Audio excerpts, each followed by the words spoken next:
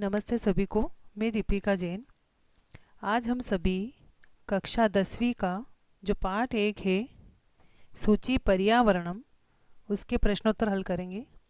यहाँ पर पहला प्रश्न है, एक पदेन उत्तरम लिखत, यानी एक शब्द में उत्तर लिखिए। इसका पहला है अत्र, यानी यहाँ पर, जीवितम यानी जीवन, की दृश्यम यानी कैसा, जातम यानी हो गया है। यहाँ जीवन कैसा हो गया, यानी धरती के ऊपर जीवन कैसा हो गया है। तो इसका उत्तर है दुर व हम। ब के नीचे हलंत आ जाएगा और ये त्र नहीं आएगा, केवल इसका उत्तर बनेगा दुर्वहम।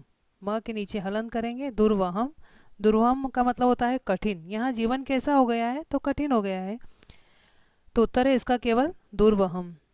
इसके बाद प्रश्न नंबर दूसरा है, अनिशम यानी दिन रात, महानगर मध्य यानी महानगर जो होते हैं, बड़ी बड़ी जो सिटी होती है, उसके अंदर किम प्रचलती, क्या चल रहा है। रात दिन महानगरों में क्या चल रहा है, तो उत्तर है इसका काला यस चक्रम। काला, यहाँ या नहीं आकर केवल यह आएगा, काला यस चक्रम। काला यस चक्रम यानी लोहे का पहिया यानी मोटर गाड़ी। रात दिन नगरों में जो है मोटर गाड़ी चल रही है, तो इसका उत्तर केवल लिखें काला यस चक्रम। इसके बाद प्रश्न नंबर तीसरा है, कुत्सित वस्तु मिश्रितम, कुत्सित यानी खराब, वस्तु के मिश्रण से, मिलावट से, किम अस्ति क्या है, खराब वस्तु की मिलावट वाला क्या है। तो उत्तर है इसका भक्ष्यम। भक्ष्यम यानी जो खाद्य पदार्थ है, जो कुछ भी हम खाते हैं वह मिलावट वाला है। इसके बाद प्रश्न नंबर चौथा है, अहम कस्मय जीवनम कामये। अहम यानी मैं, कस्मय यानी किसके लिए जीवन की कामना करता हूँ, तो उत्तर है इसका मानवाय यानी मानव के लिए, इंसानों के लिए जीवन की कामना करता हूँ।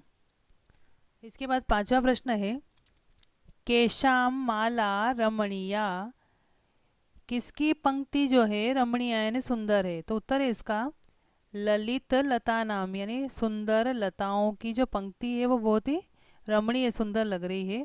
तो इसका उत्तर आगे और भी आएगा, हरित तरुणाम। आपका जो पाठ है, पाठ 1, उसमें लिखा हुआ है हरित तरुणाम ललित लता नाम माला रमणीया, यानी हरे भरे जो पेड़ हैं और जो सुंदर लताएं हैं, उनकी पंक्तियां जो है वो बहुत ही सुशोभित हो रही है, सुंदर लग रही है। तो यहाँ पर ललित लता नाम हरित तरुणाम इसका उत्तर बनेगा। इसके बाद प्रश्न नंबर दूसरा है, अधोलिखिता नाम या नीचे लिखे गए प्रश्नानाम प्रश्नों के उत्तरानी उत्तर को संस्कृत भाषा लिखत, संस्कृत भाषा में लिखे। पहला है इसमें, कवि किम अर्थम प्रकृते शरणम इच्छति। कवि जो है वह किस लिए प्रकृति की शरण की यानी प्रकृति का सहारा लेने की इच्छा करता है। कवि किस लिए प्रकृति का सहारा लेना चाहता है, तो उत्तर है इसका कवि सुजीवनार्थम। कवि जो है अच्छे जीवन के लिए प्रकृते शरणम इच्छति, प्रकृति की शरण लेना चाहता है, सहारा लेना चाहता है। तो कवि किस लिए प्रकृति की शरण की इच्छा करता है, तो अच्छे जीवन के लिए। आपके पाठ में आया है कि धरती के ऊपर जीवन जो है वो कठिन हो गया है और कवि ये चाहता है कि प्रकृति का ही सहारा है, तो अच्छे जीवन के लिए प्रकृति ही सहारा है। प्रश्न नंबर दूसरा है, कस्मात् कारणात् महानगरेषु संसरणम कठिनम वर्तते। किस कारण से महानगरों में संसरणम यानी चलना जो है कठिन हो गया है। किस कारण से महानगरों में चलना कठिन हो गया है, तो उत्तर है इसका याना नाम ही यानी निश्चित ही, याना नाम यानी मोटर गाड़ियाँ जो है उनकी अनंता पंक्तय, अनंता यानी बहुत सारी, पंक्तय यानी लाइन है, कतार लगी हुई है बहुत सारी गाड़ियों की। तो यहाँ पंक्तय जो लिखा हुआ है इसमें त जो है ये भी आधा आएगा, पंक्तय, तो त जो है आधा लिखें। महानगरेशु संति यानी महानगरों में है, निश्चित ही मोटर गाड़ियों की असंख्य कतारें जो हैं महानगरों में है। अतः यानी इसलिए, तत्र यानी वहाँ पर, संसरणम चलना जो है कठिनम वर्तते कठिन हो गया है। इसके बाद में प्रश्न नंबर तीसरा है, अस्माकं पर्यावरणे किम किम दूषितम अस्ति। अस्माकं यानी हमारे, पर्यावरण में क्या क्या दूषित है, क्या क्या चीज़ दूषित हो गई हमारे पर्यावरण में, तो उत्तर है इसका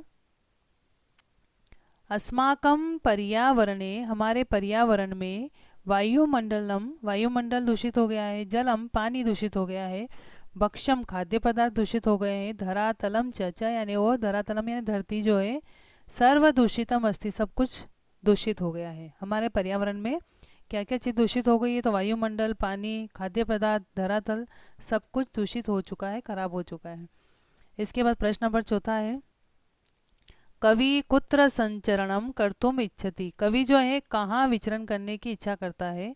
तो उत्तर है इसका, कवि एकांते, कवि जो है एकांत शांत, कांतारे यानी जंगल में, संचरणम कर्तुम इच्छति जाने की, विचरण करने की इच्छा करता है। कवि ये चाहता है कि वह एकांत जंगल में जाकर के वहाँ पर विचरण करे।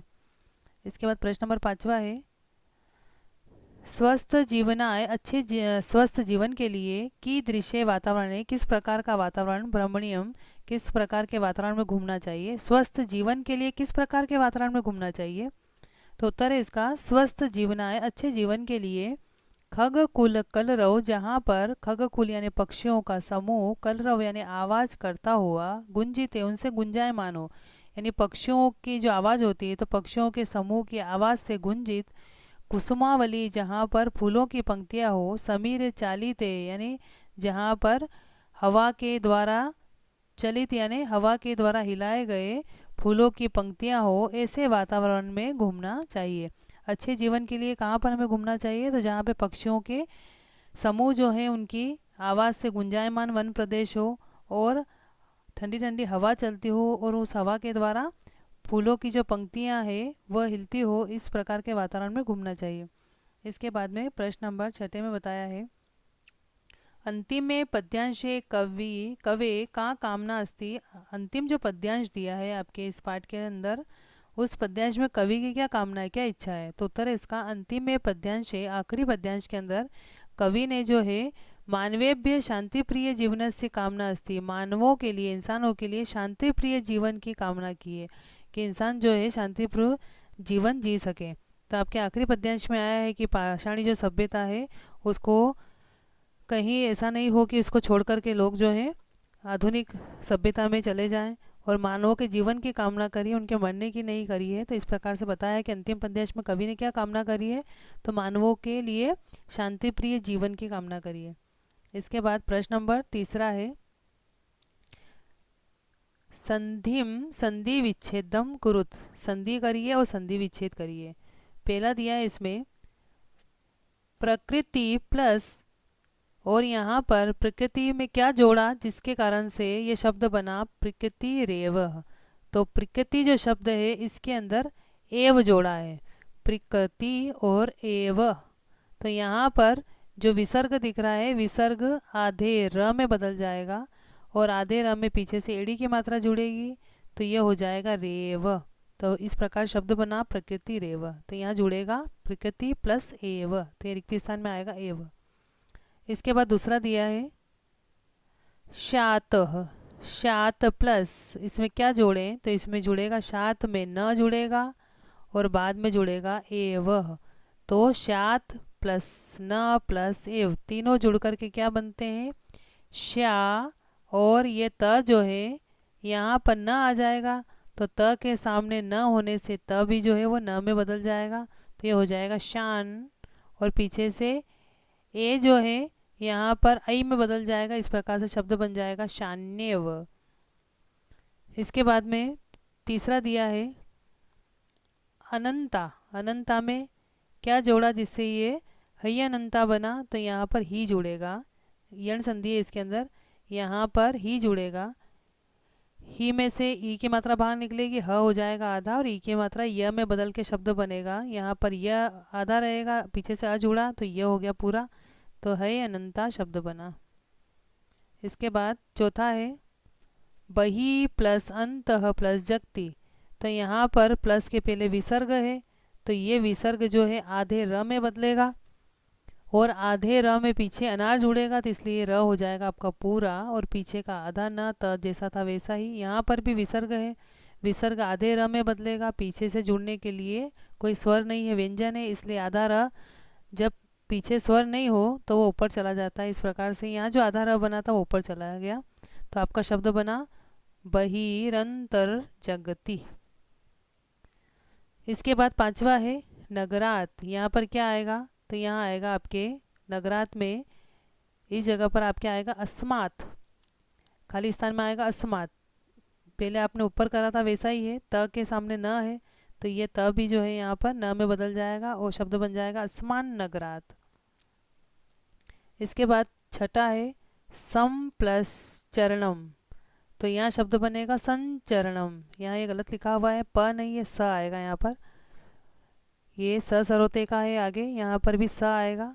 और म के सामने च है, तो ये च का पांचवा अक्षर होता है च छ ज झ इ, इसलिए ये म की जगह पर हो जाएगा इ। म आधा है तो इ भी आधा आएगा। और ये पीछे का चरणम जैसा था वैसा ही, केवल चेंज होगा ये म। तो म किस में चेंज होगा, इस च के पांचवें अक्षर में, तो इस शब्द बनेगा आपका संचरणम। इसके बाद छठा है धूमम मुंचति। धूमम मुंचति, यहाँ म है आधा और म के सामने फिर म है, तो ये म जो है आपके अनुस्वार में बदल जाएगा और ये शब्द बन जाएगा आपके धूमम मुंचति। पढ़ते समय धूमम मुंचति पढ़ेंगे, केवल ये म जो हलंत के रूप में लिखा हुआ था इसको अनुस्वार के रूप में लिखेंगे, धूमम मुंचति। इसके बाद प्रश्न नंबर चौथा है अधोलिखितानाम अव्ययानाम सहायताया रिक्त स्थानानि पूर्यत। नीचे लिखे गए अवयवों की सहायता से रिक्त स्थान की पूर्ति करें। ये सारे आपके यहाँ पर अवयव लिखे गए हैं और नीचे रिक्त स्थान है, तो आपको ये जितने अवयव है आपको यहाँ पर फिल करने हैं, नीचे रिक्त स्थान में भरने हैं। पहला है आपका इदानीम। इदानीम वायुमंडलम प्रदूषितम अस्ति। इस समय जो है वायुमंडल क्या हो गया है, प्रदूषित हो गया है। तो इन सब अवयव में से क्या भरें इसके अंदर, तो इसमें आएगा वृषम। वृषम यानी अत्यधिक, इस समय जो है वायुमंडल अत्यधिक प्रदूषित हो गया है। इस प्रकार से दूसरे में क्या आएगा, दूसरा है जीवन दुर्वहम अस्ति। जीवन कठिन हो गया है, कहाँ पे कठिन हो गया है, तो यहाँ आएगा अत्र। अत्र यानी यहाँ पर जीवन कठिन हो गया है। तीसरा है प्राकृतिक वातावरण शरणम संचरणम। प्राकृतिक जो वातावरण है उसमें पल भर के लिए संचरणम यानी विचरण करना जो है, यहाँ आएगा रिक्त स्थान में अपि। अपि का मतलब होता है भी। प्राकृतिक वातावरण में पल भर के लिए विचरण भी लाभदायक बहुत ही लाभदायक होता है। इसके बाद में चौथा दिया है पर्यावरण से संरक्षणम। पर्यावरण की सुरक्षा से एव या रिक्त स्थान में आएगा पर्यावरण की सुरक्षा से ही। एव का अर्थ होता है ही। प्रकृति आराधना, प्रकृति की आराधना है। पर्यावरण की रक्षा करना ही प्रकृति की आराधना करना है। फिर पांचवा दिया है समयस्य सदुपयोग करणीय। समय का सदुपयोग करना चाहिए, रिक्त स्थान में आएगा सदा। सदा समय सदुपयोग करणीय, हमेशा। सदा का अर्थ होता है हमेशा समय का उपयोग करना चाहिए। इसके बाद में छठा दिया है भूकंपित समय, यानी जब भूकंप आता है उस समय में, रिक्त स्थान में आ जाएगा बही। बही यानी बाहर। गमन में वो उचितम भवति, जाना ही उचित होता है। जब भूकंप आता है उस समय में बाहर जाना ही उचित होता है। इसके बाद में छठा दिया है हरितिमा सूची। हरितिमा यानी हरियाली, सूची यानी पवित्र। तो यहाँ पर रिक्त स्थान में पहले आएगा यत्र। यत्र यानी जहाँ। यत्र यानी जहाँ, हरितिमा यानी हरियाली होती है, तत्र का अर्थ होता है वहाँ। यहाँ रिक्त स्थान में आएगा तत्र। पहले में यत्र, दूसरे में तत्र। जहाँ हरियाली हो वहाँ सूची यानी पवित्रता या शुद्ध पर्यावरण होता है। जहाँ हरियाली होती है वहाँ पवित्र शुद्ध पर्यावरण होता है। इसके बाद प्रश्न नंबर पांचवा है। प्रश्न नंबर 5 में लिखा हुआ है अधोलिखिता नाम या नीचे लिखे गए पदा नाम जो शब्द दिए गए हैं उनके पर्यायवाची शब्द आपको लिखने हैं। पहला दिया है सलीलम। सलीलम का पर्यायवाची क्या होता है, सलीलम यानी पानी। पानी का पर्यायवाची और क्या होगा, तो जलम। आम्रम। आम्रम यानी आम।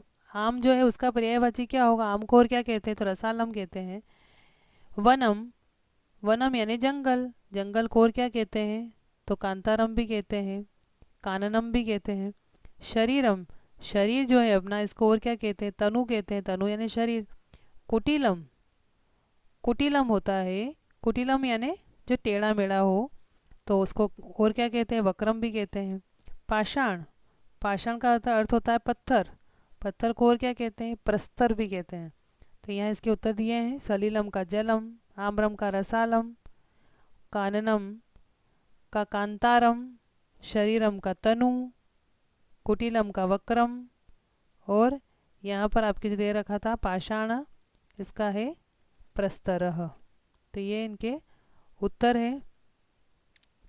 इसके बाद में प्रश्न नंबर 5वें का दूसरा भाग है आ।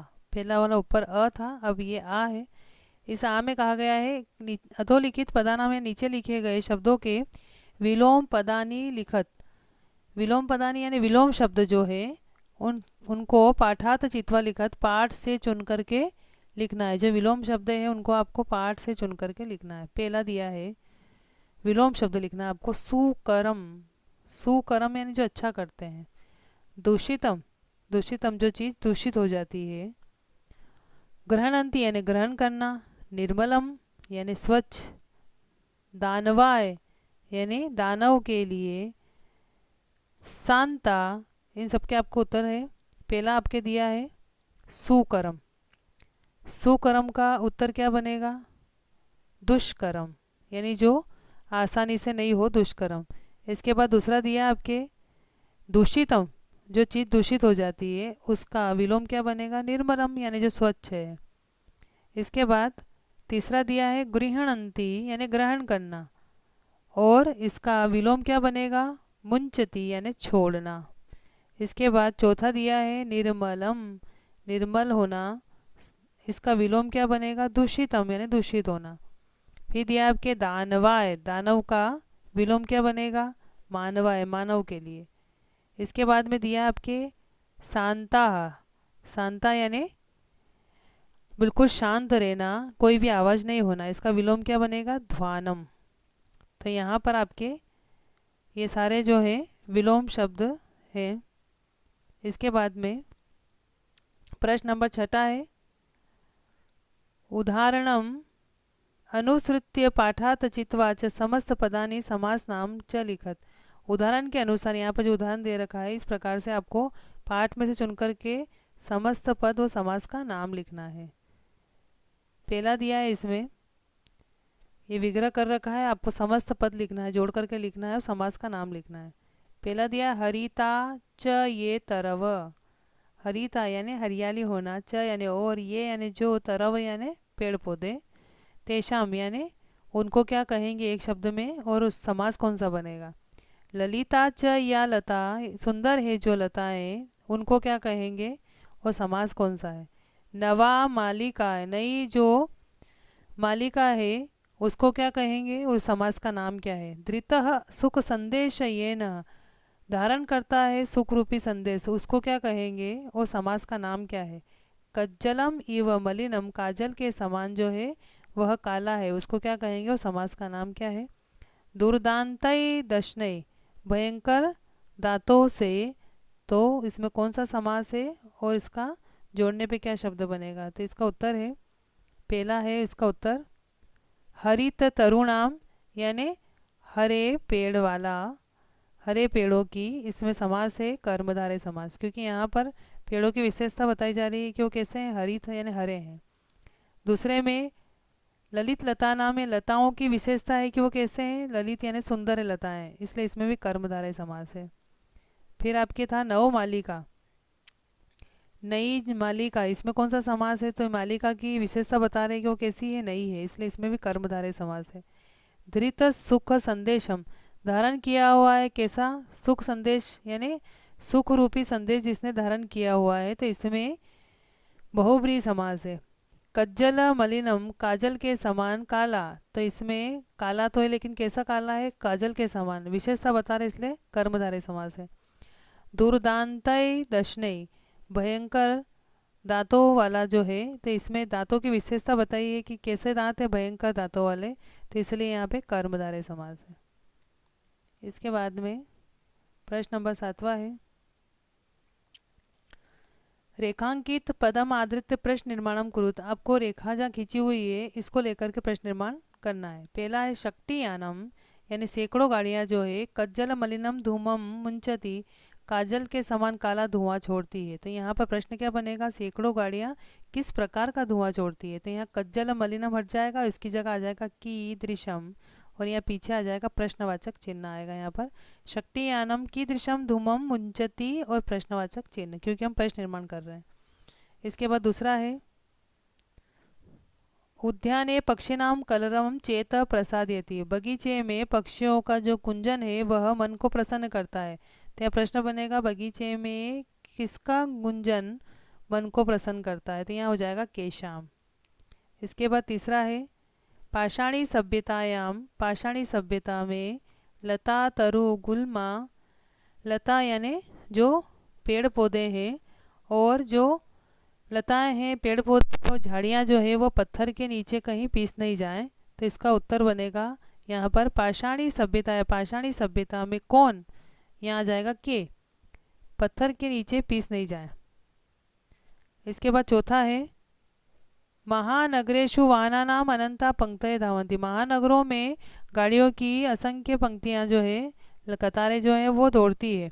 तो प्रश्न बनेगा केशु यानी किस में वाहनों की अनंत पंक्तियाँ दौड़ती है, या ये भी कह सकते हैं कहाँ पर वाहनों की पंक्तियाँ दौड़ती है। तो यहाँ अगर कहाँ पे शब्द लिखेंगे तो कुत्र हो जाएगा, और हम लिखेंगे कि किस में वाहनों की अनंत पंक्तियाँ दौड़ती है, तो यहाँ हो जाएगा केशु। दोनों में से कोई एक लिख सकते हैं, केशु या कुत्र।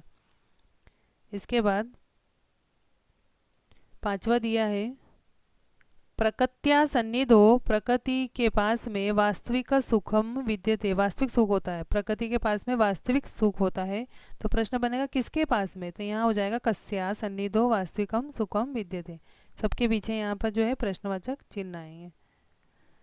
इसके बाद आपके यहाँ पर ये प्रश्न निर्माण है, और सबके पीछे आपको प्रश्नवाचक चिन्ह लगाना है, और जहाँ रेखा खींची हुई है उस जगह पर यहाँ आ जाएगा कस्या, इसमें केशु या कुत्र दोनों में से कोई एक, यहाँ आ जाएगा के, और इसके बाद में यहाँ आ जाएगा आपके पहले वाला जो है इसमें आ जाएगा केशाम, और सबसे पहले वाले में आ जाएगा कीदृशम। इस प्रकार से ये आपके पाठ के सारे प्रश्नोत्तर पूरे होते हैं। आप वीडियो के माध्यम से प्रश्नोत्तर याद करने की कोशिश करें, और सभी जो है इनको अच्छी प्रकार से समझने की कोशिश करें। धन्यवाद।